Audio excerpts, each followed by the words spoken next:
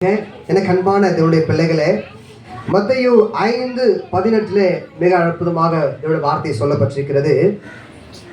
வானமும் பூமியும் ஒழிந்து போனாலும் நியாய பிரமாணத்தில் உள்ளதெல்லாம் நிறைவேறும் அளவும் அதில் ஒரு சிறு எழுத்தாகிலும் ஒரு எழுத்தின் உறுப்பாகிலும் ஒழிந்து போகாது என்று மெய்யாகவே உங்களுக்கு சொல்கிறேன். எனக்கு அன்பான தேவனுடைய பிள்ளைகளே, தேவனுடைய வார்த்தை என்பது இந்த உலகத்துல அழிக்க முடியாத ஒரு காரியம்.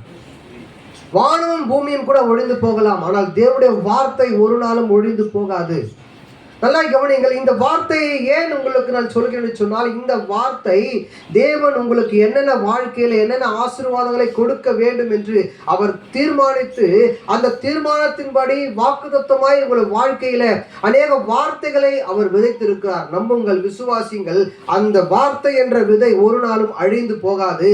அந்த வார்த்தை என்ற விதை உங்களுடைய வாழ்க்கையிலே 100 அல்ல, 1000 அல்ல, லட்சம் அளவுக்கு, கோடி அளவுக்கு அந்த வார்த்தை உங்களுக்குள்ள பெருகும்.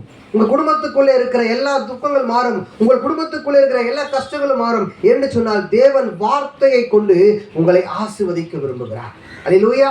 அதான் பைபிள் தெளிவா போச்சுக்கு, வானமும் பூமியும் ஒழிந்து போனாலும் என் வார்த்தை ஒரு நாளும் ஒழிந்து போகாது. அப்போ இந்த வார்த்தை உங்களுக்குள்ளே இருக்கிறது, இந்த பிரசனம் உங்களுக்குள்ளே இருக்கிறது, தேவ மகிமை உங்களுக்குள்ளே இருக்கிறது என்பதை நீங்கள் அறிந்து செயல்படுங்கள். உங்களுக்கு என்று ஆண்டவர் சொன்ன ஒவ்வொரு வாக்குத்தத்த வசனங்களும் கண்டிப்பாக நிறைவேறும் என்பதில் சந்தேகம் இல்லை. தேவனை நம்பி வாடுங்க. அவர் சொன்ன வாக்குத்தத்தம் நிச்சயமாய் உங்கள் வாழ்க்கையில நிறைவேறும். ஆபிரகாமுக்கு சொன்னார், சொன்னபடி வாக்குத்தத்தம் நிறைவேற்றினார். அதே போல உங்க வாழ்க்கையிலும் வாக்குத்தத்தத்தை நிச்சயமாய் ஆண்டவர் நிறைவேற்றுவார். கர்த்தர் நல்லவர். ஆமென்.